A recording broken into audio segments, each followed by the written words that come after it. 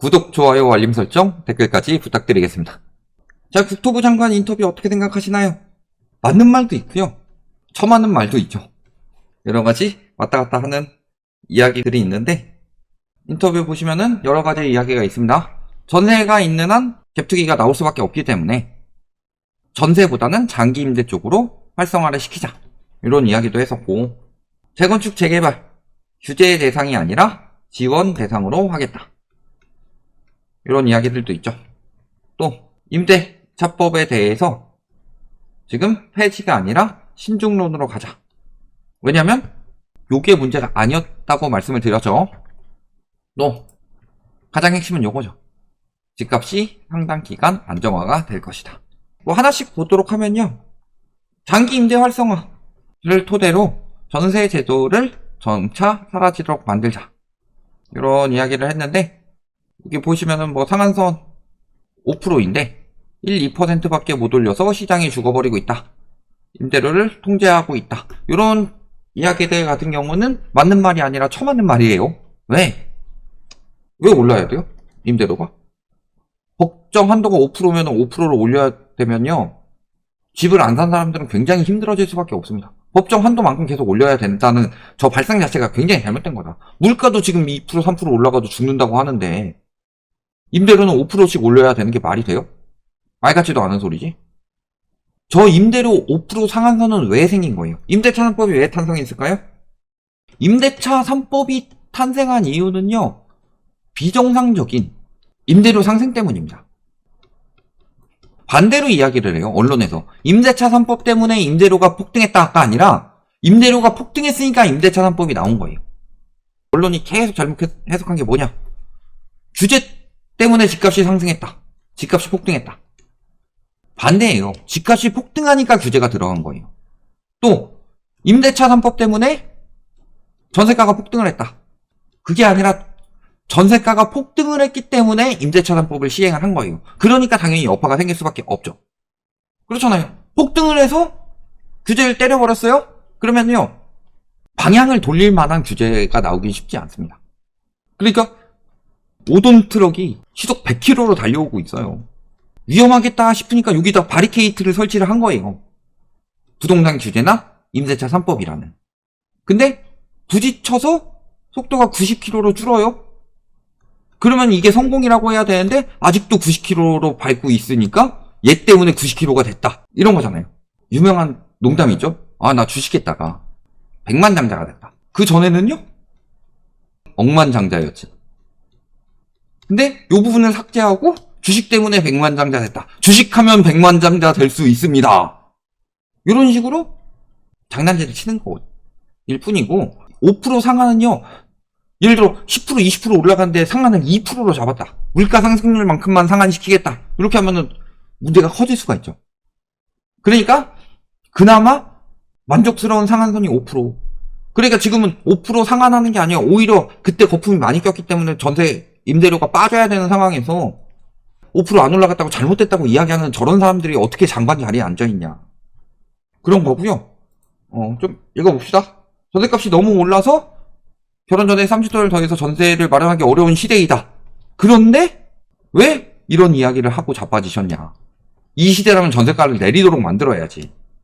전세 대출을 받아서 은행 월세를 사는 것과 마찬가지가 되어버렸다. 전세 대출을 시행한 것은 임대차법 때문이 아니라 전세대출제도 때문이죠. 이건 MB정부 때부터 나왔습니다. 이런 상황이라서 실질적으로는 임대차 3법이 문제다라고 자꾸 언론에서 저런 식으로 만들려고 하지만, 그렇죠? 2년이어도 많이 뛸 수 있는데 4년이면 시장 충격이 더 클 것이라고 생각했다. 나는 그렇게 생각했었다. 이런 거죠. 생각하고 있다가 아니라. 그러니까 지금 언론에서는 과거에 이제 규제 정책들에 대해서 최대한 부정적으로 이야기를 한다. 왜냐하면 규제 정책이 가장 피해를 주는 것은 아무래도 언론에게 광고를 주고 돈을 주는 그런 건설사들이나 이런 것들이 태반일 테니까.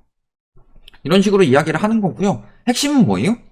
집값이 상당 기간 하향 안정화 될 것이다. 현재 고점 대비 85에서 90%대 수준이다. 이런 이야기를 한 거죠. 자율적 등락 사이클. 하지만 상당 기간 하향 안정화 추세로 가서 너무 급등하거나 급락하는 상황으로 안 갈 것으로 판단한다. 뭐 이런 식으로 쭉 이야기가 나왔어요. 그러니까 결국에는 보시면은 핵심적으로는 일단은 폭등이나 폭락 이야기는 모든 정부에서 하지 않습니다. 예를 들어서 MB 정부 때 부동산 폭락할 겁니다 라고 전망하는 국토부 장관이나 혹은 대통령이나 혹은 하는 총재나 이런 사람들이 있었나요? 혹은 노무현 정부 때나 문재인 정부 때 집값 폭등합니다 라고 예측했었던 국토부 장관이나 대통령이나 이런 사람들이 있었나요? 없죠. 이런 이야기는 못해요. 모든 정부 인사들은 극단적인 발언을 삼가한다. 그래서 폭등 또는 폭락 요 부분에 대해서는 요것을 인정할 수 있는 정부 인사는 없다. 다만 상향 안정화이냐 하향 안정화이냐 요 부분에 대해서 국토부 장관이 직접 이야기를 한 거죠. 뭐라고? 상향이 아니라 하향이라고. 그러니까 장기간이라는 표현도 썼어요. 장기간 하향한다. 여기저기서 막 띄우려고 하더라도 떨어질 수밖에 없는 상황에 대해서 이야기를 하는 거죠. 왜 그렇게 될 수밖에 없을까요? 지금 뭔 난리들 치고 있잖아요. GTX. 집값 띄우려고 하는 거예요. 120 대책. 또 5호선 연장. 신생아 특례. 뭐 이런 것들 들어가고 있어요. 근데 이런 것들이 결정적으로 영향을 줄 수 없는 이유는 현재 가계는 비소비 지출이 너무나도 많다. 그러니까 비소비 지출이 늘어남에 따라서 소득은 많이 안 늘었어요. 실질 소득은 줄었죠. 물가 상승보다 소득 상승이 적으면 실질 소득이 감소한다고 합니다. 실질 소득이 줄었는데 비소비 지출이 급증했죠. 그러면 그만큼 쓸 수 있는 소비 지출은 어마어마하게 줄어든다. 그런 거고. 그러니까 소비 지출이 어마어마하게 감소할 수밖에 없어요. 소비 지출이 감소하는데 문제는 물가는 올랐죠. 그러면은 소비 지출도 늘어나게 된다면, 비소비 지출 늘어나고 소비 지출 늘어나는데 실질 소득이 떨어진다면요, 실질적으로 떨어지는 저축 여력이 떨어집니다. 근데 집값이라는 것은 내 돈 플러스 대출이죠. 근데 내 돈을 모을 여력이 떨어져요. 근데 대출이 두 가지로 나뉘죠. 전세 보증금이란 대출이 있고 이게 갭투기죠.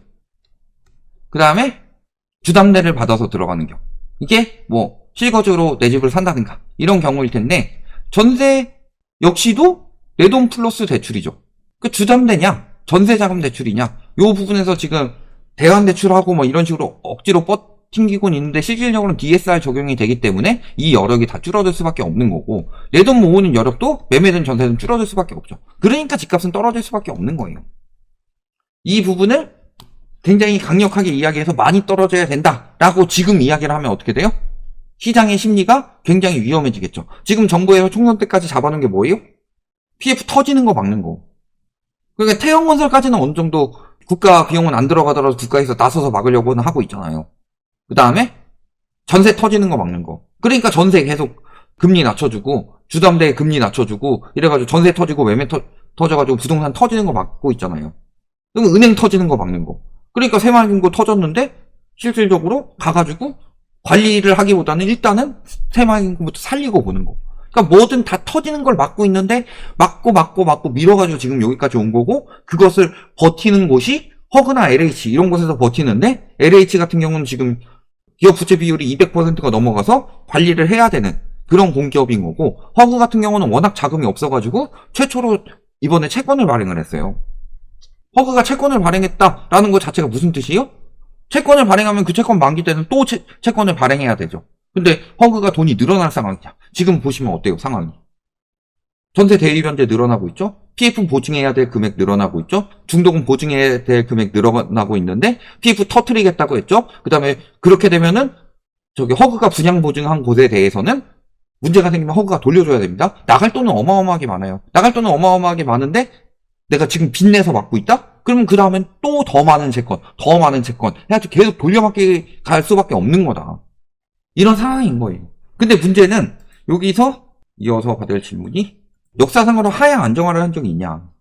우리나라가 역사상으로 하향 안정화를 한 적은요, 쉽지 않죠. 거의 한 2013년 정도? 왜냐면 2008년부터 2009년에 데드캣 바운스 났고, 그 다음에 2012년까지는 하향 안정화라고 보기에는 너무 빨리 떨어졌죠. 왜? 거품이니까.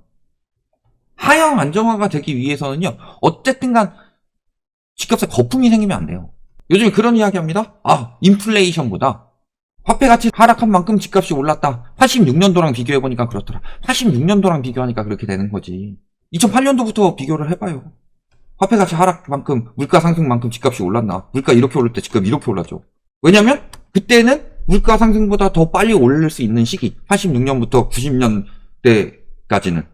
왜냐면 그때는 진짜 공급이 부족했었고 일자리 찾으러 서울로 많이 올라왔었죠. 그때는 인구도 많이 늘어날 때였고. 그러니까 매매든 임대든 찾는 수요들은 어마어마하게 계속 늘어나고 있는 상황에서 실거주로 찾는 사람들은 어마어마하게 늘고 있는 상황에서 화폐 가치 하락, 그 다음에 우리나라의 고도의 성장, 높은 금리, 그 다음에 높은 성장률 이런 것들이 겹치니까 그때는 집값이 급격하게 올라갈 수밖에 없었던 거고 지금은 다른 상황인 거죠. 적어도 경제 성장률, 물가 상승률보다 더 핵심적으로 봐야 될 건요. 물가 상승률을 올라가는 만큼 집값이 올라간다면은 이번에 코로나나 미중 무역 전쟁 터졌을 때 물가가 바닥을 찍었는데 그때는 집값이 폭등하고 지금 인플레이션이 심하니까 집값은 왜 떨어질까요?